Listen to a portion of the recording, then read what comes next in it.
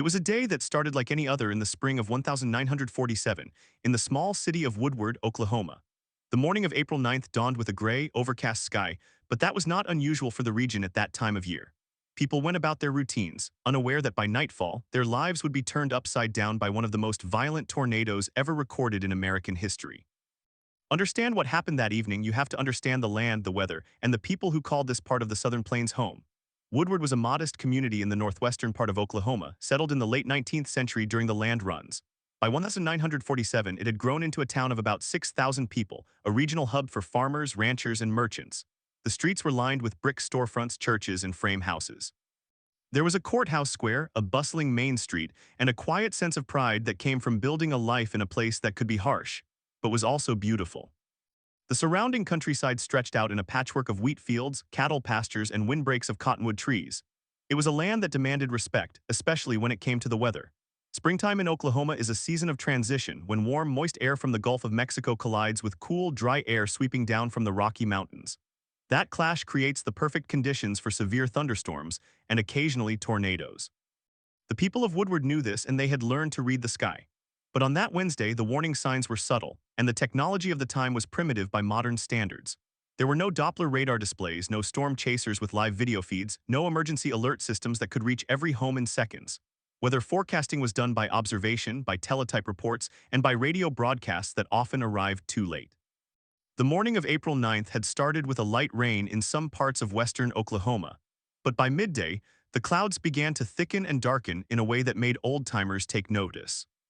The temperature climbed into the 70s, and the air became heavy, almost soupy with humidity. By early afternoon, the United States Weather Bureau in Oklahoma City had issued a severe thunderstorm watch for a wide area, but that was a routine bulletin during spring. The real trouble began when a low-pressure system moved across the Texas Panhandle and into the Oklahoma Panhandle, drawing up the Gulf moisture like a sponge. As the afternoon wore on, the sky turned an ominous shade of green, a color that farmers knew meant hail was coming. But the green that day was deeper, more sickly, and it stretched across the horizon from west to east. Around 3 o'clock, the first supercell thunderstorm developed near the town of Arnott, about 70 miles west of Woodward. That storm grew quickly, feeding on the unstable air, and within an hour it had produced a funnel cloud. The funnel touched down near the town of Gage at about 4:30 in the afternoon, beginning a path of destruction that would not end until it had crossed into Kansas. But the deadliest part of the story was still to come. The tornado that formed over Gage was what we now call an F5, the highest intensity on the original Fujita scale, with winds estimated at over 260 miles per hour. But in 1947, no one was using that scale. They just called it a cyclone, or a twister, or maybe the wrath of God. It was huge, more than a mile wide at times, and it stayed on the ground for an incredible 220 miles, making it one of the longest-track tornadoes ever recorded. It moved at a forward speed of about 30 to 40 miles per hour, which meant that people in its path had only minutes to react. The storm first hit the small town of Gage, tearing through the business district and demolishing homes. It killed 6 people there and injured dozens more. Then it continued east-northeast, plowing through open farm country, shredding barns, tossing livestock into the air like toys, and stripping the bark from trees. The tornado was so powerful that it created its own lightning, and witnesses described the sky as a continuous flicker of blue and white. The roar of the wind was deafening, a sound that survivors later compared to 1,000 freight trains rolling over them at once. Meanwhile, in Woodward, the day had been relatively quiet. The morning rain had cleared and the afternoon was warm and still. People were finishing their work, closing shops, and heading home for supper. The local radio stations were playing music and broadcasting farm reports. There was no official tornado warning for Woodward at that time, because the Weather Bureau did not issue tornado warnings in the modern sense. They issued severe thunderstorm warnings, and they relied on a network of volunteer spotters called the Weather Observation Corps, which had been established during World War II. But that network was not fully operational in northwestern Oklahoma in 1947. Word of the storm to the west began to spread by telephone and word of mouth. Some people in Woodward heard that a tornado had hit Gage, but the information was sketchy and slow. By 6 o'clock in the evening, the sky over Woodward had turned an eerie yellow-gray, and a heavy silence settled over the town. The wind died and the birds stopped singing. That quiet was a bad sign, a sign that the air was under a tremendous amount of pressure, and that something violent was about to happen. The tornado from Gage had continued its relentless march, crossing the Canadian River and heading straight for Woodward. It was now past 7 o'clock and the sun was setting, which made it even harder to see. The tornado was wrapped in rain and dust, and it was moving so fast that many people never saw it coming until it was right on top of them. At around 8:15 in the evening, the enormous funnel crossed the western edge of Woodward and the nightmare began. The first buildings to be hit were on the outskirts west of town, frame houses and small farms. The tornado flattened them instantly, sucking people out of their homes and scattering debris for miles. Then it moved into the city limits, and it was as if a giant hand had swept across the land. The Woodward High School, a sturdy brick building that had stood for decades, was torn apart. The roof was lifted off and thrown into a nearby field, and the walls collapsed inward. But that was just the beginning. The tornado plowed through the business district, obliterating storefronts, the post office, the courthouse, and the hotel. It ripped up the pavement on Main Street and twisted the street signs into knots. Cars were tossed around like pebbles, and some were wrapped around light poles. The gas lines ruptured, and fires broke out almost immediately, adding flames to the chaos. The roar was so loud that survivors said they could not hear their own screams. In the residential neighborhoods, the destruction was absolute. Blocks of homes were reduced to piles of splinters. Families huddled in cellars and storm caves, listening to the freight train sound overhead, feeling the ground shake as their houses were pulled away. Some people were found dead in their bathtubs where they had tried to hide. Others were killed in their cars trying to outrun the storm. And because it was evening, many families were together at home, which meant that entire households were lost in seconds. The emergency response that night was chaotic. There were no organized search and rescue teams, no emergency management agencies, no FEMA. The survivors dug through the rubble with their bare hands, using flashlights and lanterns, listening for the cries of the trapped. Neighbors helped neighbors, and the Red Cross set up a temporary hospital in a church that had been spared. Doctors worked around the clock, treating the wounded with limited supplies. The National Guard was called in to secure the area and prevent looting. As the night wore on, the full scope of the disaster became clear. The Woodward tornado had killed 107 people in the city and the surrounding area, and another 20 were killed in Kansas, where the storm finally dissipated. More than 1,000 people were injured, and over 1,000 buildings were destroyed. It was one of the deadliest tornadoes in Oklahoma history, and it left a scar on the community that would never fully heal. Why tell this story now, 78 years later? Because the Woodward tornado is not just a historical footnote, it is a lesson about the power of nature, the fragility of human life, and the resilience of ordinary people. It is a reminder that even in an age of advanced technology, tornadoes remain one of the most unpredictable and terrifying forces on Earth. And it is a story about the moments before the storm, when the world is ordinary and unsuspecting, and then everything changes in an instant. So picture yourself in Woodward, Oklahoma, on the evening of April 9, 1947. The air is still, the sky is strange, and you have no idea that the most powerful tornado in the region's history is bearing down on your town. The telephone rings, and a friend from the next county says, "Get to the cellar, it's coming your way." But you don't know how fast it's moving, you don't know how wide it is, and you don't know if you have time. That is the story of the Woodward tornado, a story of ordinary people facing the extraordinary and the choices they made when they had only seconds to save their lives. In the days that followed, the survivors of Woodward began the long, painful process of digging out. But the digging was not just through debris. It was through grief, confusion, and the slow realization that an entire community had been erased from the map in the span of 15 minutes. The morning of April 10th dawned gray and cold, with a biting wind that whipped through the ruins, carrying the smell of wet ash, splintered wood, and something else, something that volunteers tried not to name but could not escape. The bodies were everywhere. Some were covered with sheets and blankets laid out on the remnants of lawns. Others were still trapped under collapsed walls, their hands or feet visible in the rubble. There were whole families who had been found in the backyards of houses that no longer existed, their bodies thrown 100 yards by the wind and then buried under shattered lumber. The living moved through the wreckage in shock, their eyes empty and their movements mechanical. They carried children in their arms, and they called out the names of the missing into the wind. The makeshift morgue was set up in a garage that had lost its roof but still had 4 walls standing. The dead were brought there by pickup truck, by wagon, and by hand. The coroner, a man named Dr. John H. Pruitt, had to work without electricity, using flashlights and oil lamps as he performed the grim task of identification. In some cases, there was nothing left to identify but a piece of jewelry or a shoe. In others, the bodies were intact but unrecognizable because of the violence of the impact. The Red Cross workers who had arrived from Oklahoma City and Wichita Falls tried to keep lists, but the lists were incomplete, constantly changing, and sometimes wrong. People who had been reported dead turned up alive in other towns, while those who had been assumed safe were later found buried in fields half a mile away. One of the most heart-wrenching scenes was at the site of the Woodward Hotel, which had been a 3-story brick building in the heart of downtown. The tornado had hit it with such force that the upper floors collapsed into the basement, creating a pile of masonry and twisted metal that was 20 feet high in places. Rescue workers spent the entire night and the next morning digging through that pile, listening for sounds, pulling out survivors one by one. They found a young couple who had been on their honeymoon, their arms wrapped around each other under a collapsed beam. They found a traveling salesman from Kansas who had checked in only an hour before the storm, his suitcase still intact in the room that was now reduced to a single wall standing at a 45-degree angle. They found the hotel clerk, a woman named Ethel Miller, who had been preparing the evening ledger when the roof came down. She was discovered 3 days later, still clutching the pen in her hand. The story of the Woodward tornado is not just a story of numbers, though the numbers are staggering. It is a story of individual lives, of the moments that separated the living from the dead. Take the case of the Williams family who lived on the west side of Woodward. Mr. Williams was a farmer and his wife Catherine was a homemaker raising 3 children. When the tornado warning came by telephone, Mr. Williams gathered his family and ran to the storm cellar in the backyard. But the cellar door was old and warped, and it would not close all the way. As the tornado passed overhead, the wind sucked at the door, pulling it open, and the family huddled in the dark, holding onto each other as debris flew over their heads.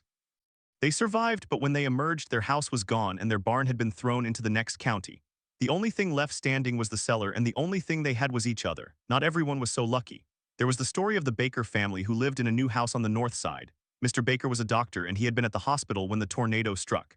His wife Mary was home with their 2 young daughters. When the warning came, she did not have time to reach the cellar. She pushed the girls under the dining room table and covered them with her body. The tornado lifted the roof off the house, then the walls collapsed outward. Mary and her eldest daughter died instantly. The youngest, a 3-year-old named Sarah, was found underneath the overturned table, still breathing but with a broken arm and a deep gash on her scalp. She was taken to the hospital, where her father found her hours later, covered in blood and dirt, crying for her mother. He had to treat his own daughter while knowing that his wife was dead. In the days after the storm, stories like these circulated among the survivors, passed from one person to another like a grim currency of shared pain. The local newspaper, the Woodward News, managed to publish a special edition on April 12th, despite having its own offices destroyed. The editor, a man named Frank Wilhoit, wrote the entire paper by hand, sitting on an overturned crate in the back of a delivery truck with a notepad and a pencil. The paper listed the known dead, the missing, and the addresses of relief centers. It also printed messages from people trying to locate their families. One message read, "Mr. and Mrs. John T. Smith of Fargo, please contact your son at the Red Cross station in Alva. He is safe." Another read, "Anyone knowing the whereabouts of Mrs. Vera Jenkins, please call the First Baptist Church." The paper was distributed for free, passed from hand to hand like a lifeline. The recovery effort was massive, and it was organized almost entirely by volunteers. The American Red Cross set up a temporary headquarters in the basement of the Presbyterian Church, which had lost its steeple but remained structurally sound. From there, they coordinated the distribution of food, water, clothing, and medical supplies. Trains arrived from as far away as Chicago, loaded with cots, blankets, and cans of food. The National Guard set up a perimeter around the hardest-hit areas to prevent looting, but there was remarkably little of that. Most people were too stunned to think about stealing. Instead, they focused on the work of finding the living and honoring the dead. By the end of the first week, the death toll had been finalized at 107 in Oklahoma, with another 20 dead in Kansas. The injured numbered more than 1,000. Over 1,000 buildings had been destroyed, and the total property damage was estimated at $5 million, a staggering sum for a rural community in 1947. The disaster was one of the deadliest tornadoes in American history at that time, and it remains the deadliest tornado ever to strike the state of Oklahoma. But the story does not end with the statistics. The Woodward tornado also became a turning point in the history of meteorology. At the time, the United States Weather Bureau did not issue tornado warnings. They considered tornadoes too unpredictable and too localized to be forecasted. The Bureau had a policy against using the word tornado in public forecasts, fearing it would cause panic or that the forecasts would be wrong. After Woodward, that policy began to change. The sheer scale of the disaster and the number of lives lost that might have been saved with advance warning forced meteorologists to reconsider their approach. In the months following the tornado, the Weather Bureau sent a team of scientists to study the damage. They mapped the path, measured the destruction, and interviewed survivors. They noted that the tornado had produced an unusual pattern of debris scattering, with heavy objects thrown in directions that did not match the storm's forward motion. This observation helped later researchers understand the rotating updraft inside a supercell thunderstorm, what we now call a mesocyclone. The Woodward tornado was one of the first storms to be studied in such detail, and the data collected from that survey contributed directly to the development of the Fujita scale and modern tornado classification. The tragedy also spurred changes in communication. After Woodward, radio stations began to take severe weather warnings more seriously. The concept of the tornado watch and tornado warning as distinct alerts began to emerge, though it would take another decade and several more deadly storms before the system was fully implemented. The Woodward tornado helped create the momentum that eventually led to the establishment of the National Severe Storms Forecast Center in Kansas City in 1954. On the ground, the survivors of Woodward had no time for meteorology. They were too busy rebuilding. Construction crews from across the state arrived to help, and within a year much of the town had been rebuilt. The high school was reconstructed, as were the churches, the post office, and the courthouse, but the scars remained. The families who had lost loved ones never fully healed. The children who had survived grew up with nightmares. And the town itself carried a quiet awareness that at any moment the sky could turn green and the wind could begin to scream. Today, the Woodward tornado is remembered in museums, in historical markers, and in the memories of the oldest residents. A monument stands in the Woodward Cemetery, listing the names of the known dead. Every year on April 9th, a service is held at the site of the old hotel where the tornado claimed so many lives. The names are read aloud and a bell tolls for each one. It is a small ceremony, attended by a handful of descendants and local historians. But it matters. It matters because the people of Woodward want the world to know what happened and they want it never to happen again. But of course, tornadoes do happen again. They happen every year. The same conditions that produced the Woodward tornado, the warm, moist air from the Gulf, the dry line from the Rockies, the jet stream overhead, are present every spring in the Great Plains. Today, we have radar and satellites and storm prediction center outlooks. We have warning sirens and cell phone alerts. We have all the technology that the people of Woodward did not have in 1947. And yet, every year, people die in tornadoes. Every year, there is a story of someone who had only seconds to make a choice, and the choice was wrong or there was no choice at all. That is why we tell the story of the Woodward tornado, not just to remember the dead, but to understand the living. To understand that when the sky turns a certain shade of green and the air goes still and the birds stop singing, every human being is reduced to the same essential truth. We are fragile, we are temporary, and we are at the mercy of forces far greater than ourselves. And in that moment, the only thing that matters is the people we love, the place we call home, and the seconds we have to save them. The survivors of Woodward knew that truth intimately. They lived it. And their story, like the tornado that changed their lives, will keep moving forward, passing from generation to generation, as long as the wind blows across the plains. The families who lived through that night carried the weight of it for the rest of their lives. For some, the burden was too heavy to bear. In the months after the tornado, a handful of survivors took their own lives, unable to reconcile the sudden violence of what they had seen with the quiet routines of daily existence. A man named Earl Thompson, who had lost his wife and 2 children when his house collapsed, was found hanging from a beam in his barn 3 weeks after the storm. He had been one of the most active volunteers in the search and rescue effort, digging through rubble for days, pulling out the bodies of his neighbors. When asked later why he did it, his brother simply said he couldn't stop seeing their faces. The trauma was not something people talked about in 1947. There was no counseling, no support groups, no hotlines. You either carried on or you broke, and many broke in silence. The children who survived grew up with a peculiar relationship to weather. A 12-year-old boy named Charlie Hargrove had been asleep in his bed when the tornado tore through his neighborhood. He remembered the sound of glass shattering and the sensation of being lifted off the mattress and thrown into a hedge. He had a deep gash on his leg from a piece of flying debris, and he spent 3 days in the hospital.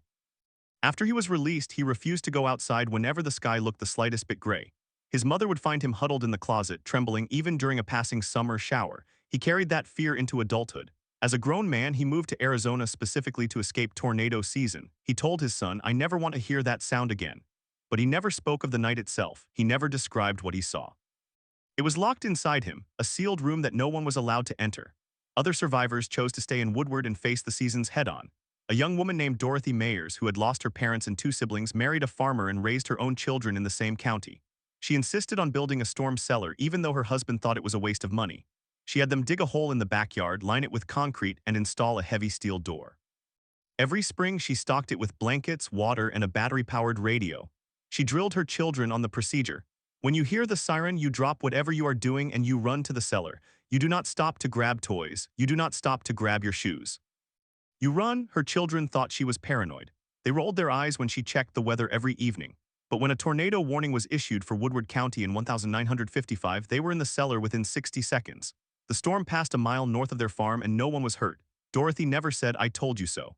She just sat in the cellar with her children until the all-clear sounded, and then she made them stay another half hour just to be safe. The story of the Woodward tornado also reaches beyond the town itself. There were survivors scattered across the plains that night, people who were caught in the storm far from any community. A man named Everett Stokes was driving a cattle truck from Kansas to Texas when he saw the tornado coming. He pulled off the road, abandoned the truck, and ran into a shallow ravine. He lay face down in the mud while the tornado passed over him. He said later that the sound was like 1,000 locomotives, and the wind pulled at his clothes so hard that he thought he would be ripped out of the dirt. When it was over, he stood up and found that the truck was gone. The cattle were gone. The road was gone. He was standing in an open field, miles from the nearest town, with nothing but the clothes on his back and a torn shirt flapping in the wind. He walked for 6 hours until he reached a farmhouse. The farmer gave him water and a ride to the nearest town. Everett never drove a cattle truck again. He took a job as a clerk in a general store and never went outside during a storm. The storm also affected the people who were not directly in its path but who saw it from a distance. A woman named Ruth Albright was driving home to Enid when she saw a massive black funnel cloud on the horizon. She pulled over and watched it transfixed. She said it looked like a living thing, a monstrous serpent writhing across the earth. She timed it with her wristwatch. From the moment she first saw it to the moment it disappeared behind a ridge, exactly 11 minutes passed. She later learned that in those 11 minutes it had killed more than 100 people. She never forgot that. She said that for the rest of her life, whenever she saw a dark cloud on the horizon, she felt a chill run through her, and she would say a silent prayer for the people who might be in its path. The Woodward tornado also left a mark on the scientific community that persists to this day. The team from the Weather Bureau that arrived in the aftermath included a young meteorologist named Harry Wexler. He would later become the chief of the Bureau and one of the pioneers of satellite meteorology. But in 1947, he was just a man with a notebook and a camera, walking through the ruins of a town. He measured the width of the debris field, noted the direction of fallen trees, and interviewed dozens of survivors. He became obsessed with the idea that tornadoes could be predicted. He wrote in his report, "The loss of life in this storm was preventable. We have the technology to detect these storms. We lack only the will to act on what we see." Wexler's report was circulated within the Weather Bureau, but it took years for the agency to change its policies. In the meantime, other tornadoes struck, and other people died. One of the most significant changes that came out of Woodward was the development of the tornado warning system as we know it today. In the years following the storm, the Weather Bureau began experimenting with a new type of radar, originally developed during World War II. The radar could detect precipitation, and in some cases, it could pick up the telltale hook echo that indicated a rotating thunderstorm. The first operational use of weather radar for tornado detection came in 1953 during a storm in Worcester, Massachusetts. That tornado killed 94 people, but the radar data showed that the storm had been visible for nearly an hour before it struck. The lesson was clear. If someone had been watching the radar and had a way to alert the public, the death toll could have been lower. The Woodward tornado was one of the key case studies that the Weather Bureau used to justify the creation of a dedicated severe weather forecasting center. In 1954, the Bureau established the Severe Local Storms Unit in Kansas City, which would later become the Storm Prediction Center. The first official tornado forecasts were issued in 1955, and while they were often wrong, they saved lives. The system was refined over the decades, incorporating computer models, satellite imagery, and Doppler radar. But at the heart of it all was the memory of Woodward, the thought of a town caught completely off guard, with no warning, no sirens, no time to shelter. On a more personal level, the tornado also changed the way people in the Great Plains thought about home. As wood framing, the standard construction material of the era, simply splintered under the tornado's force. After Woodward, many families in tornado-prone areas began building storm cellars as a standard part of new construction. The federal government even offered subsidies for farmers to build underground shelters. By the 1960s, most rural homes in Oklahoma had some form of shelter, whether a cellar, a basement, or a specially reinforced safe room. That practice saved countless lives in the decades that followed, but not everyone rebuilt. Some families, having lost everything, simply left. They packed what they could salvage into cars and drove away, never to return. The town's population, which had been about 10,000 before the storm, dropped to around 8,000 within 2 years. It never fully recovered. The downtown area, which had been the heart of the community, was never rebuilt to its former glory. The hotel where so many had died was torn down, and the lot remained empty for years, a quiet memorial to the lives lost. Eventually, a small park was built on the site, with benches and trees and a plaque that read simply, April 9, 1947. The memory of the storm is still very much alive in the town today. Every year around the anniversary, the local newspaper runs a feature story, often written by a reporter who grew up hearing the story from grandparents. The Woodward tornado is part of the town's identity, a defining moment that shaped everything that came after. Schoolchildren learn about it in history class. Newcomers to the town are told about it as a matter of course, a kind of initiation into the community's shared past. One of the most striking aspects of the Woodward tornado story is the way it connects to the larger story of the American plains. The same forces that created the Dust Bowl of the 1930s, the flat land, the dry air, the clash of weather systems, also create tornadoes. The region is a battleground between the warm, moist air from the Gulf of Mexico and the cold, dry air from the Rockies. That battle has been going on for millennia, and it will continue for as long as the continent exists. The people who live there have learned to adapt. They have built their lives around the rhythms of the weather, planting and harvesting in the brief window between the spring storms and the summer drought. They know that the sky can turn dark without warning. They know that the wind can become a weapon. And they accept that risk as part of the price of living in such a beautiful, violent place. The Woodward tornado also highlighted the importance of community in the face of disaster. In the days after the storm, people from all over the region poured into the town to help. They brought food, water, and medical supplies. They brought shovels and axes and chainsaws. They brought their own hands, willing to work, willing to dig through debris to find survivors. There was no coordination from the federal government, no FEMA, no disaster declaration. It was neighbors helping neighbors, strangers helping strangers. A farmer from Kansas drove 100 miles with a truckload of hay, not knowing who would need it, just knowing that someone would. A church group from Texas sent a bus full of volunteers, each one carrying a hammer and a box of nails. They rebuilt houses for families they had never met, then left without saying goodbye. That spirit of generosity is perhaps the most enduring legacy of the Woodward tornado. It is a reminder that even in the worst moments, even when everything is destroyed, there is still kindness. There is still the impulse to help, to reach out, to share in the burden of grief. The people of Woodward, 1947, did not have much. They were farmers and shopkeepers and homemakers, living simple lives in a small town. But in the aftermath of the storm, they showed the world what it means to be human. They showed that when the wind stops screaming and the dust settles, the only thing left that matters is each other. And the wind, of course, does come again. It always comes again. In 1955, a tornado struck the town of Blackwell, Oklahoma, less than 100 miles from Woodward. It killed 20 people. In 1973, a tornado tore through the town of Union City, Oklahoma, and became the first storm ever documented by Doppler radar. In 1999, the Moore tornado in Oklahoma City produced the highest wind speeds ever recorded on Earth. And in 2013, another tornado hit Moore, killing 24 people. Each of these storms has its own story, its own survivors, its own dead. But they are all connected to the Woodward tornado, not by the path of the wind, but by the thread of memory and the ongoing struggle to prevent such tragedies. The people of Woodward know that they are part of a longer story, a story that began long before they were born and will continue long after they are gone. They carry the memory of April 9, 1947, not as a weight but as a lesson. They teach their children to respect the sky, to listen for the siren, to know the difference between a watch and a warning. They teach them to be prepared but also to be resilient. They teach them that even when the worst happens, life goes on, the crops will grow again, the houses will be rebuilt. The children will laugh and play and run through the fields. And every spring when the wind starts to blow and the clouds build into towers, they will look up and remember. They will remember the ones who did not make it, the ones who saved others, the ones who rebuilt, and they will stand together as they always have, waiting for the storm to pass. The children learn to read the sky the way their grandparents read the land. They knew that a greenish tint in the clouds meant hail.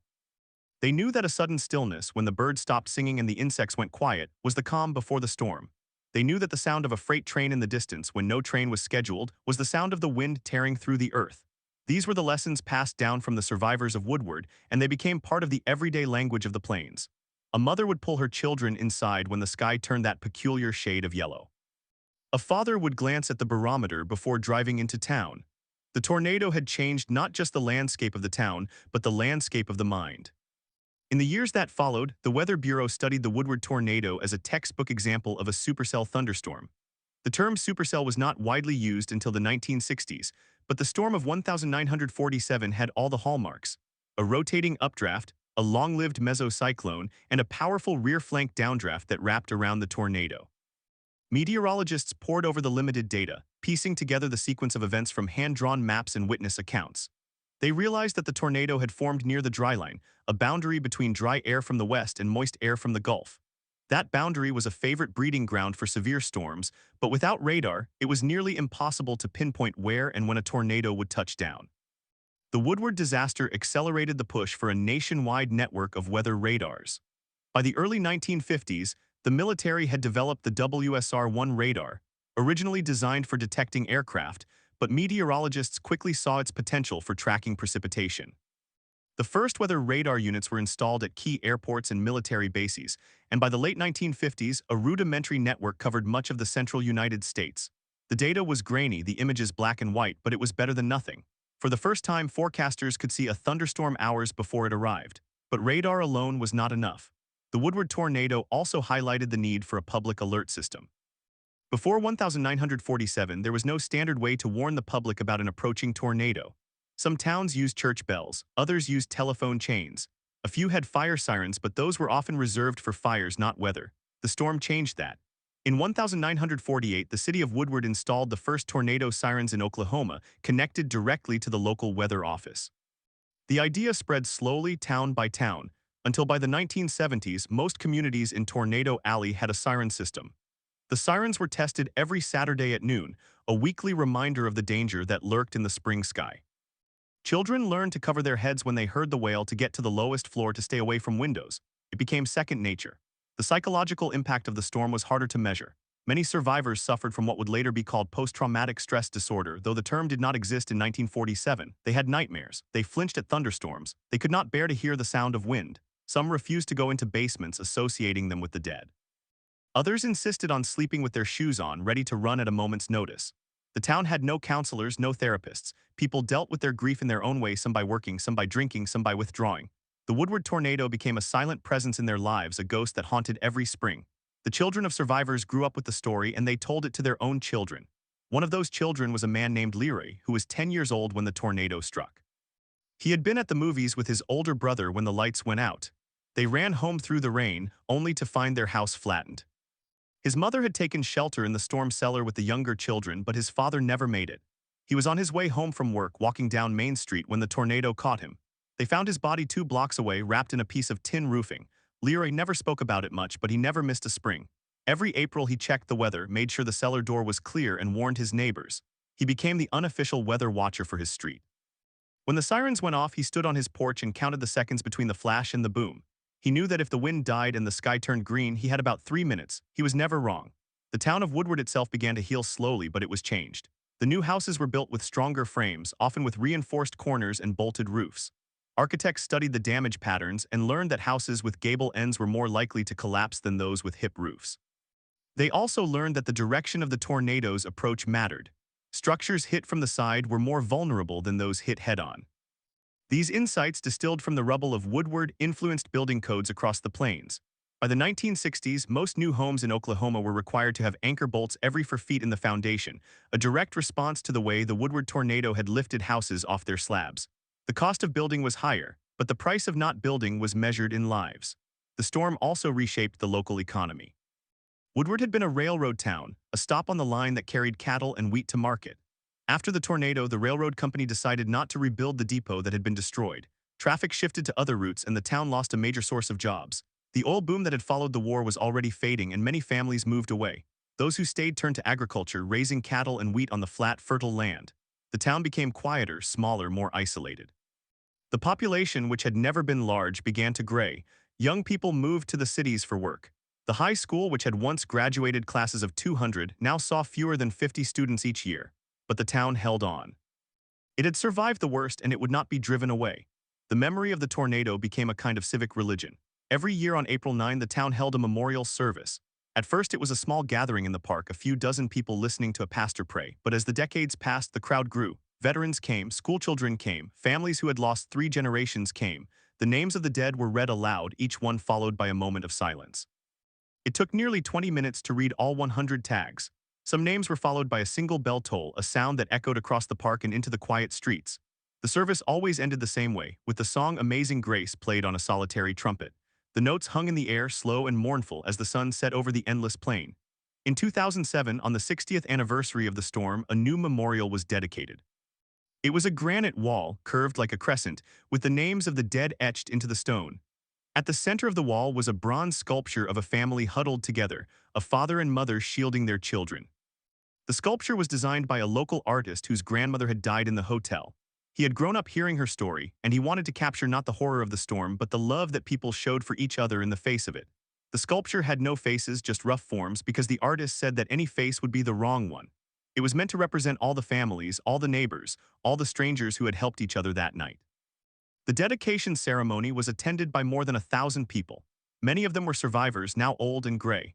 They walked slowly with canes and walkers, their eyes bright with tears. They touched the names on the wall, tracing the letters with their fingers. They told stories to the younger generation, stories that had never been written down, stories of heroism and loss. One woman told how her father had carried her mother through the debris using his own body as a shield. Another man told how a neighbor had pulled him from the rubble of a collapsed house, then collapsed himself from exhaustion. The stories were not unique to Woodward. They could have been told about any tornado, any disaster. But they were Woodward's stories and they were precious.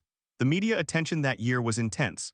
National news outlets sent reporters to the town, and for a few days Woodward was once again in the spotlight. The mayor gave interviews. The museum curator displayed a collection of artifacts: a twisted piece of metal, a child's shoe, a photograph of the devastated downtown. A local historian published a book titled April 9, 1947, which became a bestseller in the region. The book included transcripts of oral histories, maps of the destruction, and a detailed analysis of the weather conditions that had produced the storm. It was the most thorough account ever written, and it helped cement the Woodward Tornado's place in the history of severe weather. But the town knew that the real legacy was not in books or memorials. It was in the way people lived. The tornado had taught them that life was fragile, that the things they built could be swept away in a moment. And so they learned to appreciate what they had. They became more generous, more patient, more willing to forgive. They learned that a grudge was not worth the breath it took to hold it. They learned that a kind word could mean more than a newly built house. They learned that the people around them were the only treasure that truly mattered. As the years passed, the survivors died one by one. The last known survivor of the Woodward tornado passed away in 2018 at the age of 97. She had been a teenager at the time, living on a farm just outside town. She had taken shelter in the root cellar with her family, and they had survived without a scratch. But she had lost her best friend, who had been visiting her grandmother in the hotel.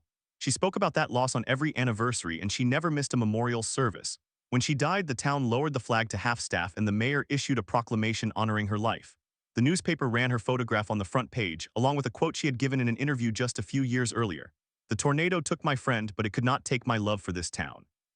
I stayed because this is where I belong." The town of Woodward today is a place of quiet resilience. The downtown area is no longer the bustling center it once was, but it has a certain charm. There are antique shops and a diner that serves homemade pies. The Woodward Elk Trophy is still a point of civic pride. The high school football team, the Woodward Boomers, plays every Friday night in the fall, and the stands are full. The park where the hotel once stood is a peaceful spot with benches and a small pond. Children ride their bikes on the paths, lovers sit on the grass, and on April 9th the memorial wall is decorated with flowers. The storms still come. In 2021, an EF3 tornado touched down just south of town, damaging several homes and farm buildings. No one was killed. The sirens had gone off 30 minutes before the storm arrived, and everyone took shelter. The warning system that began with the Woodward tornado had matured into a sophisticated network of Doppler radar, storm spotters, and emergency alerts. A modern phone app can pinpoint a tornado's location and send a warning directly to a smartphone. The technology has advanced far beyond anything the people of 1947 could have imagined. But the basic principle remains the same: give people time to get to safety. That time is measured in minutes, sometimes seconds. It is enough to get to a basement, to a closet, to a bathtub. It is enough to grab a child and hold them close. It is enough to say a prayer or whisper a goodbye. The people of Woodward know the value of those minutes. They know that a warning is not just a sound, it is a gift. It is the difference between life and death. And so the story of the Woodward tornado is not just a story of destruction. It is a story of change. It is the story of how a single event, a single night of wind and debris, can reshape a nation's understanding of danger and safety. It is the story of how grief can become wisdom, how loss can become a legacy. The tornado that struck Woodward on April 9, 1947 killed 107 people and injured 800 more. It destroyed 700 homes and 96 businesses. It left a scar on the earth that is still visible today if you know where to look, but it also left a blueprint for survival. It taught the world that nature is unpredictable, but that human ingenuity can adapt. It taught that the worst moments can bring out the best in people. It taught that a small town in Oklahoma, a place that most Americans had never heard of, could become a symbol of resilience and hope. The wind will always blow across the plains. The storms will always come, but the people of Woodward stand ready. They have built their lives on the memory of that terrible night. They have built their homes stronger, their warnings louder, their hearts bigger. And when the sky darkens and the sirens sound, they will not panic. They will remember. They will take shelter. And they will wait for the storm to pass. For in the end, the storms do pass. The sun always returns, the grass grows back, the children laugh again, and the story of Woodward, the story of a town that refused to be defeated, continues to be told. It is told in schools and churches and family gatherings. It is told on the anniversary of the storm when the names are read and the trumpet plays. It is told in the quiet moments when a grandparent takes a child's hand and says, "I remember. I was there and I am still here." That is the legacy of the Woodward tornado, not the destruction but the survival, not the fear but the courage, not the end but the beginning. The beginning of a new way of watching the sky, a new way of building, a new way of caring for one another. The beginning of a story that will never truly end as long as the wind blows and the people of the plains keep their eyes on the horizon. And so, as we close this chapter, we remember the ones who died. We honor the ones who saved. We learn from the ones who rebuilt. And we look ahead knowing that the storms will come again, but so will the dawn. The memory of April 9, 1947 will remain a beacon, a reminder that even in the darkest night, humanity's light cannot be extinguished. Not by wind, not by rain, not by anything the sky can throw at us. We are the ones who endure, we are the ones who remember. And we are the ones who will carry the story forward into the next generation and the one after that until the end of time. Yet even as that final sentence echoes, the story of Woodward continues to unfold in ways both large and small. The memorial wall on the west side of the park is not the only marker of what happened. In the years following the 2018 passing of the last known survivor, the town undertook a new project, a digital archive. High school history students working with the Oklahoma Historical Society spent 3 years gathering every photograph, every newspaper clipping, every letter and diary entry they could find. They scanned them, tagged them, and posted them on a website that now receives thousands of visits each year from researchers, meteorologists, and descendants of the victims. The digital archive includes a map with pins for every fatality, each pin linked to a name, an age, a story. Visitors can zoom in on the downtown area and see where the hotel once stood, where the bank collapsed, where the theater roof caved in. It is a ghost map, a silent testament to a single night. The students who worked on the archive came away changed. They learned to interview elderly relatives, to handle fragile documents with white gloves, to listen to stories that some families had never told aloud. One student, a girl named Rachel, discovered that her great-grandmother had been a nurse at the Woodward Hospital the night of the storm. The great-grandmother had never spoken of it, but Rachel found a letter she had written to her sister the next day describing the chaos. 43 patients had been treated in the first 3 hours, many of them beyond help, some of them children.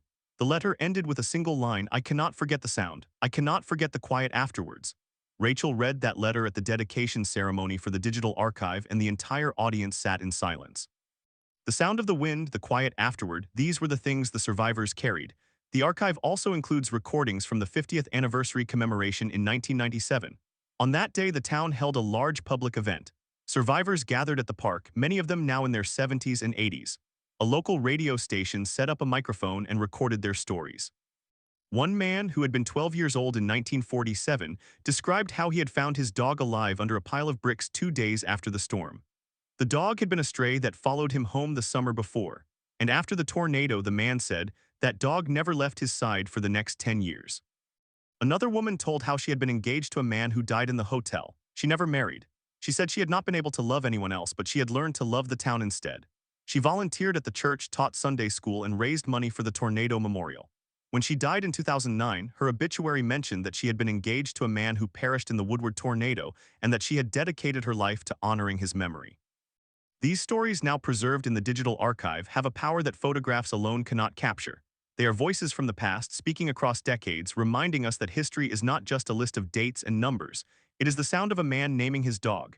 It is the whisper of a woman who chose to stay. It is the silence of a nurse who could not forget. The meteorological legacy of the Woodward tornado also continues to evolve.